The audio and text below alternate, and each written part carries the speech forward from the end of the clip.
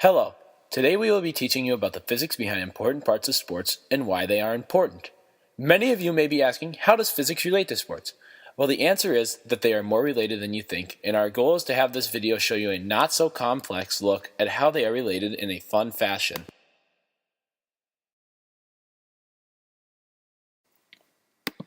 To start, we will talk about tennis and the physics behind top and backspin and how hitting the ball directly relates to physics. Tennis is a very popular game worldwide, and athletes like Roger Federer, Serena Williams, and Andy Murray have become icons in the sport for people watching today. But do you ever take time to think about the physics of tennis? To start, there are two main types of spin you can put on tennis balls: topspin and backspin. Topspin will make the ball bounce farther forward after the ball hits the ground, and backspin will cause the ball to spin back in the direction it came from when it hit the ground. Instead of boring you down with complex equations, we will show you a video of backspin and what it looks like in real life. So as you can see, backspin is created by hitting the underside of the ball with an open-faced racket angle. To put topspin on the ball, the opposite is done.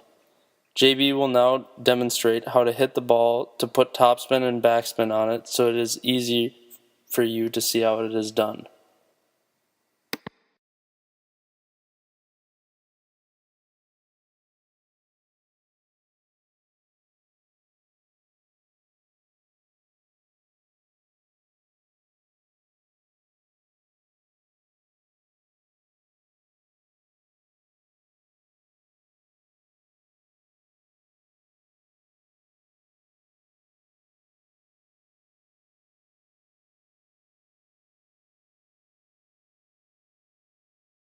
So now the real physics comes into play.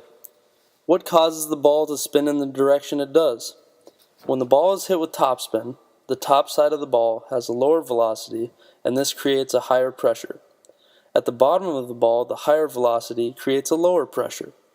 With high pressure on top and low pressure on the bottom, there is an imbalance in the forces on the ball, which curves it downward from its normal path. In backspin, the same thing is happening, except in this case the bottom of the ball has the lower velocity, so the pressure is higher, thereby causing an imbalance in force that pushes the ball up. This high to low pressure difference is known as Bernoulli's law, and this law simply states that rise in pressure must always be accompanied by a decrease in speed, and vice versa. Okay, so I promise that's as bad as it gets. But besides having some great hair, Bernoulli was a pretty cool guy. This same principle applies to airplanes and how they achieve liftoff when they fly. But now back to sports. We hope you've learned a little bit about what causes a tennis ball to spin, and hopefully with this knowledge, you'll be returning those tough serves in no time at all. Okay, so now on to our next topic, the physics behind the curveball in baseball. For those of you who don't know much about sports, baseball is considered America's pastime, or the sport that embodies our country the best. Baseball is one of the oldest and most popular sports and has been the inspiration for many movies and shows alike. So before we go into the physics of the actual curveball, let's talk about the pitch first. As you can see in these videos, the curveball is a pitch that makes the ball drop anywhere from 4 to 10 inches from the time it is released from the pitcher's hand. In these two videos, we see how the curveball drops and how it can be a very tricky pitch to hit.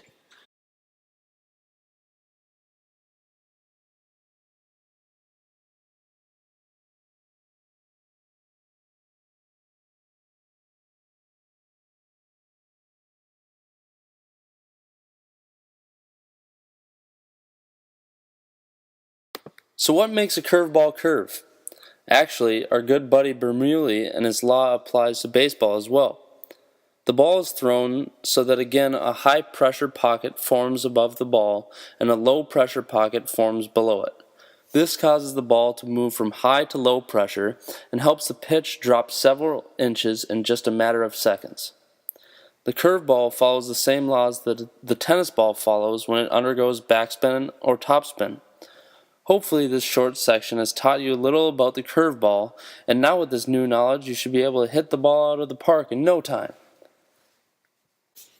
Now, for our final physics sports topic, we will be talking about basketball and the science behind the free throw. Basketball is one of the most popular sports in America, and the athletes the sport is known for are highly famous, and many movies have been made about the sport. The free throw involves taking an uncontested shot from about 16 feet away, and is surprisingly one of the more difficult aspects of basketball. There are those who succeed at it, and those who do not. Two engineers from North Carolina State University claim they have used a computer simulator and thousands of trials to find the best way to increase free throw percentage. After all these trials, they say that 3 major points will help increase your free throw percentage. The professors say that releasing the ball at 52 degrees from horizontal, aiming at the back of the rim, and releasing the ball at the highest point possible will all increase your accuracy. As you can see in the video, I release the ball at the proper angles and other parameters given by the professors, while Dave does not, and the results are clear, at least as far as we are concerned. Another thing that can help improve accuracy is putting increased arc on the ball. The trajectory of a basketball shot shows that a ball shot with about 45 to 60 degree angle of arc will be more likely to go in. These 3 things, along with an increased arc, will all help improve your free throw accuracy, and after some practice, you'll be as good as the best in the NBA. I'd like to thank you for watching our video, and I really hope that you learned a little bit more about both physics and sports. Thank you.